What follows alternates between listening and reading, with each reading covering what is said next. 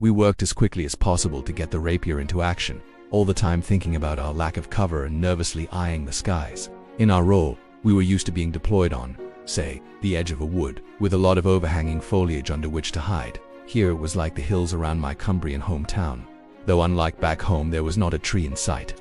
In fact, there was nothing for miles and miles but soggy, peaty grass and scrub. We were very exposed, although we had prepared for this as best we could. Bringing our own camouflage netting and poles from England, these were enough to conceal us from a casual observer. But we knew that if the enemy decided specifically to target rapier sites, we were in trouble. All we could do was hope and pray they didn't tee and dig in to give ourselves the best chance possible if they did. Digging in is bread and butter work to a soldier. We chopped away at the black earth, hollowing out trenches for ourselves and equipment, burying the cables to protect them in the event of attack.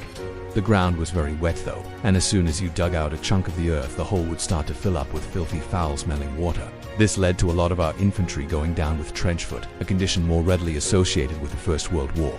This is an infection of the feet caused by standing for hours on end in cold, wet, and unsanitary conditions. If untreated, it can turn gangrenous and result in amputation. They solved the problem back in WWI by ordering soldiers to change their socks at least twice a day and forcing them to smear grease made from whale oil on their feet.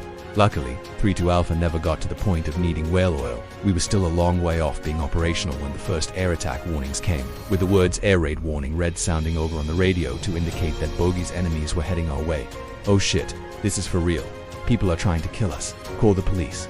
Everybody scrambled into life, running here and there, trying frantically to get into position to engage the enemy if he appeared. We all had specific jobs to do, but we always seemed to find things were not running according to the drill book. Everyone was trying to do everything single-handed in a sort of organized panic. It was futile, and we were hardly ready when they showed up some way down the coast. The first thing I heard was the immense noise of all our guns blazing, troops on the ground firing everything into the air, the ships in the sound firing missiles, anti-aircraft guns firing on the landing craft, one huge great Nevada 5. Then came that unmistakable noise of jet engines screeching all around, and the enormous thunderclaps of the ship's anti-aircraft guns, the sound echoing along the valleys. A noise that even today makes the hairs on the back of my neck stand on end, and leaves me with an overwhelming urge to find the source of the noise, eyeball it, and get down low. Then, as quickly as they'd arrived, they were gone. One thing in our favor was that most of the Argentinian aircraft were operating at the limit of their fuel. They only had time for a few minutes over their targets, before they had to turn tail and scoot home. The firing died down and everyone continued digging in. 15 minutes later, the bastards were back, including my friend in the A4, in a pattern that was to continue for most of the day. Lads were ducking down or trying to engage the enemy with their personal weapons. As I've said, it seems a little futile firing a rifle at a fast jet, but every little helps, and when added to the rest of the lead flying about, it must have been difficult for the pilots to keep their sights lined up on our frigates, which were obviously their main target.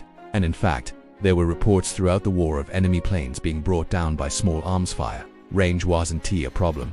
They were so low to the ground you could clearly see the pilots and read the markings on the fuselage. The trick was to aim ahead of where they were so that they would fly into your bullets.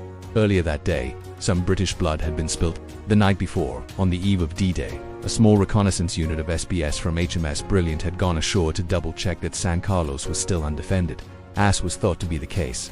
They were shocked to hear Spanish voices in the dark and hastily paddled back in their canoes to report their findings. A larger force of SBS was dispatched, with orders to capture the enemy if possible. The Argies weren't too keen on being taken prisoner. We later heard they had been told by their superiors that British troops were cannibals and would eat them alive, which was effective propaganda if nothing else. After a brief firefight, they legged it into the hills. Then, on the morning of D-Day itself, the Paris found evidence that a further, larger group of Argies had scuppered just in time, leaving their warm breakfasts behind. This meant a group of armed enemy soldiers, albeit in retreat, were in the area. Unfortunately, this information didn't get passed on to the helicopter pilots who were about to start lifting us ashore. One of our Sea Kings, carrying some missiles and heading for a rapier site with a Royal Marine Gazelle escort, flew straight above the enemy troops from San Carlos. They opened up on both choppers with heavy machine gun fire. The Sea King managed to escape, but the Gazelle took the full brunt of the fire. But the pilot managed to turn away from the enemy and ditch in the sea. In a sickening moment, the defenseless crew were then machine gunned in the water. One SGT, Andy Evans, was dragged from the water by locals but sadly died from his injuries in his colleague's arms.